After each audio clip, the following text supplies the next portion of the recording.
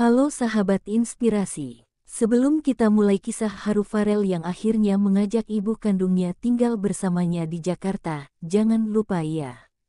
Like videonya, subscribe channel ini, dan aktifkan lonceng notifikasi supaya kamu gak ketinggalan kisah-kisah inspiratif lainnya. Karena satu klik dari kamu, jadi semangat besar buat kami terus berbagi cerita menyentuh hati. Malam itu, di kamar hotel tempatnya menginap di Jakarta, Farel duduk di tepi jendela memandangi langit yang dihiasi bintang. Ingatannya kembali ke pelukan hangat yang ia rasakan siang tadi, pelukan seorang ibu yang selama ini hanya hadir dalam doanya. Setelah belasan tahun terpisah, ia akhirnya bertemu kembali dengan ibu kandungnya, Bu Lastri, dalam program televisi pagi tadi. Tangis keduanya pecah seketika begitu mata mereka saling bertemu, seakan waktu berhenti dan semua luka lama menguap dalam sekejap. Farel tahu, pertemuan itu bukanlah akhir dari kisah mereka, melainkan awal dari kehidupan baru yang penuh harapan. Aku harus membawanya ke Jakarta, batin Farel sambil menatap foto mereka yang baru saja dicetak oleh tim acara TV. Selama ini Farel hidup dalam ketenaran, namun hatinya selalu merasa ada ruang kosong yang tak pernah terisi. Ruang itu kini mulai terisi kembali sejak hadirnya sang ibu, wanita yang melahirkannya dengan penuh cinta. Namun, Farel sadar bahwa mengajak ibunya ke Jakarta bukan perkara sederhana. Ada kehidupan yang sudah ibunya jalani di desa, tetangga, ladang kecil, dan kenangan bersama keluarga lamanya. Tapi Farel tak ingin membiarkan ibunya terus hidup dalam kesederhanaan yang menyakitkan. Ia ingin membalas semua pengorbanan yang tak sempat ia syukuri selama ini. Bu, kalau Farel punya rumah di Jakarta, ibu mau tinggal sama Farel. Ucap Farel membayangkan dialog itu. Bayangan itu membuat hatinya hangat, tetapi juga penuh kegelisahan. Ia khawatir ibunya merasa canggung hidup di kota besar, di tengah gemerlap yang asing. Namun keinginan Farel untuk melindungi dan membahagiakan ibunya jauh lebih besar dari rasa takut itu. Ia sudah tak ingin kehilangan lagi, tak ingin waktu merampas kesempatan kedua yang baru saja ia dapatkan. Malam itu, ia mengambil ponsel dan menuliskan pesan singkat, Bu, Farel ingin ajak ibu ke Jakarta.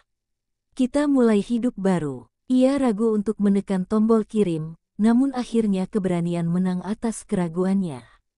Dengan napas panjang, ia tekan tombol itu dan berharap ibunya akan menjawab dengan kata, "Ya."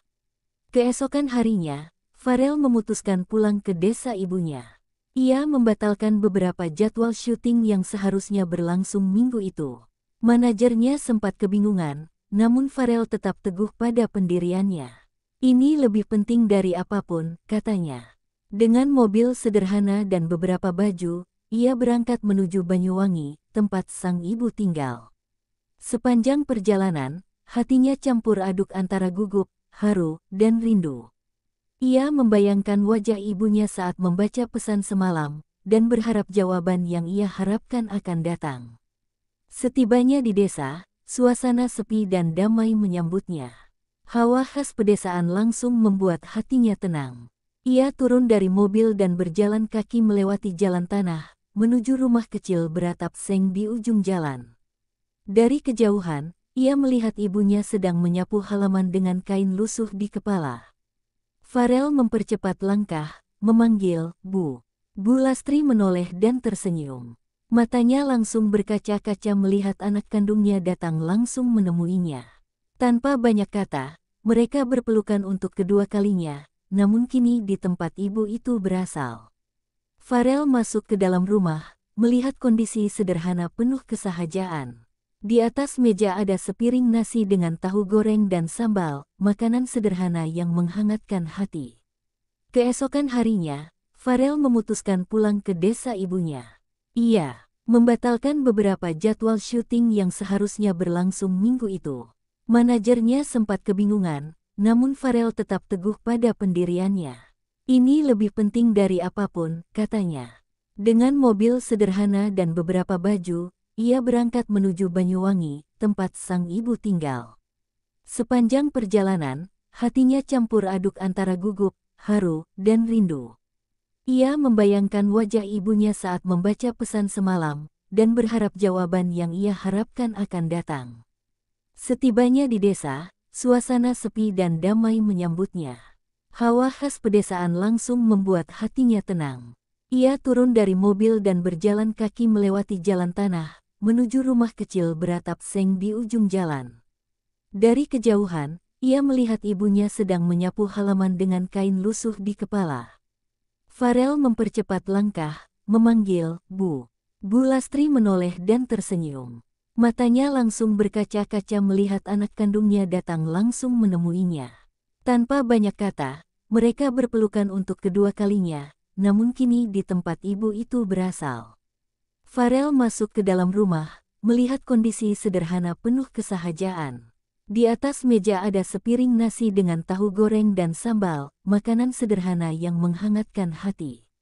"Farel lapar?" tanya ibunya sambil tersenyum. "Iya, Bu. Tapi lebih lapar pelukan ibu," jawabnya disambut tawa lembut Bu Lastri. Mereka duduk dan makan bersama seperti keluarga yang tak pernah terpisah. Usai makan, Farel mulai membuka pembicaraan tentang niatnya. "Bu, Farel pengin ibu ikut ke Jakarta, tinggal sama Farel, enggak usah kerja lagi." Bu Lastri terdiam sejenak, menunduk menatap lantai tanah.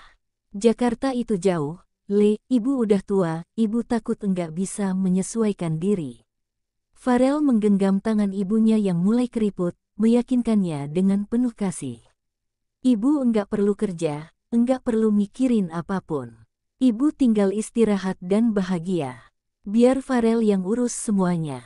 Bu Lastri menghela napas, masih belum percaya bahwa anak kecil yang dulu ia tinggalkan kini menjadi tulang punggungnya.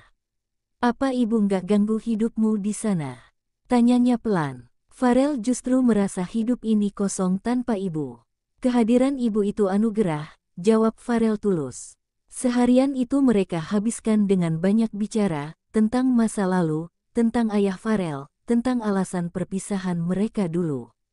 Air mata pun tak terhindarkan saat Bu Lastri bercerita bagaimana ia terpaksa meninggalkan Farel demi menyelamatkan dirinya dari rumah tangga penuh kekerasan. Farel mendengarkan dalam diam, sesekali mengusap air mata ibunya. Ia tidak menyimpan dendam, justru rasa syukur karena akhirnya ia tahu kebenaran. Menjelang malam, Farel mengajak ibunya jalan keliling desa, menyapa tetangga yang mengenalnya sebagai anak Lastri yang dulu hilang. Para tetangga menyambut Farel dengan hangat dan bangga. "Sugeng Rauh, Le. Ibune sering cerita soal kamu," kata salah satu tetangga. Bu Lastri tersenyum bangga, walau hatinya masih penuh dilema. Malam itu mereka tidur sekasur, seperti dulu saat Farel masih kecil. Sebelum tidur, Farel bertanya lagi, "Ibu, besok kita ke Jakarta ya?" Bu Lastri memandangi langit-langit rumahnya yang reyot, menghela napas, lalu mengangguk perlahan. "Kalau itu yang buat kamu bahagia, ibu ikut." Farel memeluk ibunya erat, kali ini dengan rasa lega yang tak bisa digambarkan.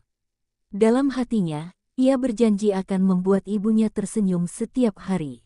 Jakarta kini tak hanya tempat kerja bagi Farel, melainkan tempat untuk membangun keluarga yang sesungguhnya. Pagi itu, desa kecil itu ramai. Banyak warga mengantar Bu Lastri dan Farel hingga ke ujung jalan. Bu Lastri membawa satu koper kecil dan sebuah tas kain berisi pakaian dan sajadah. Wajahnya tegang, tapi juga dipenuhi rasa haru dan harapan. Farel membukakan pintu mobil dan membantunya masuk, lalu melambaikan tangan ke warga. Perjalanan panjang dimulai. Sepanjang jalan, Farel tak berhenti menceritakan rencana-rencananya. "Ibu nanti tinggal di rumah yang sejuk, ada taman belakang. Kalau ibu mau masak, dapurnya luas." Bu Lastri hanya mengangguk-angguk, kadang mengelus tangan Farel, kadang menatap keluar jendela. Mereka berhenti sebentar di rest area untuk makan siang. Farel memesankan makanan kesukaan ibunya. "Ibu pengin ayam goreng, Le," katanya sambil tersipu. Farel tertawa kecil. Bukan artis saja yang boleh pesan menu mahal. Saat mobil kembali berjalan, Bu Lastri mulai bertanya tentang kehidupan Farel di ibu kota. "Apa kamu banyak teman, banyak fans?" Farel mengangguk, iya, tapi enggak ada yang sepenting ibu. Ibunya tersenyum malu-malu, lalu berdoa dalam hati agar hidup Farel selalu diberkati. Perjalanan terasa panjang, namun tak membosankan. Mereka saling mengenal lebih dalam, seperti dua sahabat yang baru bertemu. Bu Lastri bercerita tentang bunga yang ia tanam di belakang rumahnya. Farel bercerita tentang syuting, konser, dan dunia hiburan yang riuh. Meski berbeda dunia, hati mereka kini satu. Saat matahari mulai tenggelam, Jakarta mulai terlihat dari kejauhan. Lampu-lampu kota bersinar, menyambut kedatangan dua jiwa yang akhirnya bersatu kembali. Selamat datang di Jakarta, Bu, ucap Farel dengan senyum bangga. Bu Lastri menggenggam tangan anaknya erat. Ibu siap memulai hidup baru. Begitu sampai di Jakarta, Farel langsung mengajak ibunya ke rumah barunya di daerah yang tenang dan asri. Rumah itu tidak terlalu mewah, tapi nyaman dan hangat, dipenuhi kenangan yang mulai dibangun dari hari itu. Farel menggandeng tangan ibunya melewati pintu masuk dan berkata, mulai hari ini rumah kita, Bu. Bu Lastri menatap sekeliling. Lantai keramik yang bersih, ruang tamu dengan sofa empuk, dan dapur terbuka dengan pencahayaan alami. Masya Allah, Le, rumahmu seperti istana, ucapnya terharu. Rumah kita, Bu, Farel membetulkan. Kalau ibu suka, Farel akan lebih bahagia. Bu Lastri meneteskan air mata saat Farel menunjukkan kamar khusus yang sudah ia siapkan, ranjang empuk, lemari kayu, dan foto kecil keluarga di dinding. Malam itu mereka makan malam bersama di meja bundar, menu favorit Bu Lastri yang dimasak oleh asisten rumah tangga Farel. Ibu tinggal duduk manis, ya. Semua udah ada yang bantu, kata Farel sambil menuangkan air. Namun Bu Lastri tetap bersikeras ingin mencuci piring setelah makan. Satu saja tugas kecil untuk ibu. Biar tetap merasa berguna, katanya sambil tertawa. Farel tak bisa melarang, ia tahu ibunya memang tipe yang tak betah diam. Keesokan harinya, Bu Lastri bangun lebih pagi dari siapapun. Ia menyapu halaman depan dengan senyum tenang. Tetangga yang lewat menyapa dengan ramah, walau belum mengenalnya. Ini rumah anak saya, Farel, katanya bangga saat ditanya. Sore harinya, Farel mengenalkan ibunya ke tim manajemen dan sahabat dekatnya. Mereka semua kagum melihat ketulusan dan kesederhanaan Bu Lastri. Ibu Farel keren banget, pantes Farel bisa serendah hati itu, puji salah satu kru. Hari-hari pertama di Jakarta pun berjalan dengan penuh kehangatan dan rasa syukur. Bu Lastri merasa seperti lahir kembali, di tempat baru bersama anak yang dulu ia relakan demi keselamatan. Meski terlihat bahagia, Bu Lastri sempat mengalami culture shock di Jakarta. Bunyi kendaraan yang tak pernah berhenti, udara panas, dan suasana yang serba cepat membuatnya sering pusing. Suatu hari, ia sempat menangis diam-diam di kamar, merasa kangen kampung halamannya. Farel yang melihat ibunya murung langsung mendekat dan memeluknya. Ibu enggak sendiri sekarang. Ceritain semua ke Farel, jangan dipendam.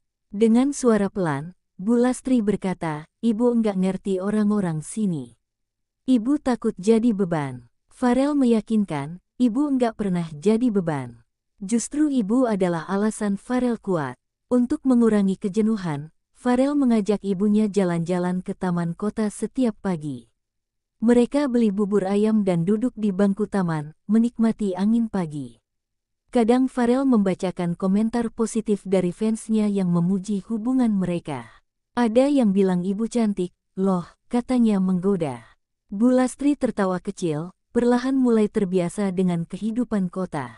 Ia mulai belajar menggunakan ponsel sederhana untuk menelpon Farel saat sedang syuting.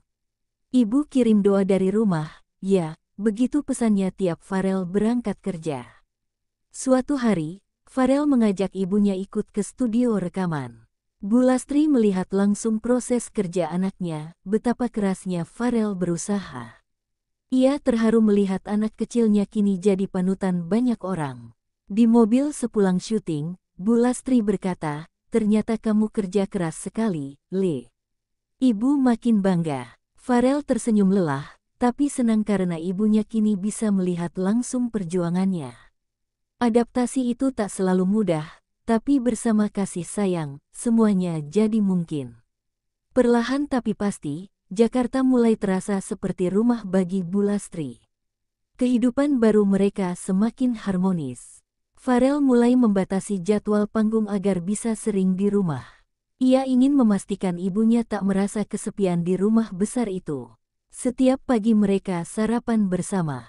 Menu favorit Bulastri mulai dikenal semua penghuni rumah. Suasana rumah kini lebih hangat, lebih hidup, ada tawa dan doa setiap hari. Bulastri juga mulai mengenal tetangga kanan kiri dan bahkan mulai mengajar ngaji anak kecil di masjid kompleks.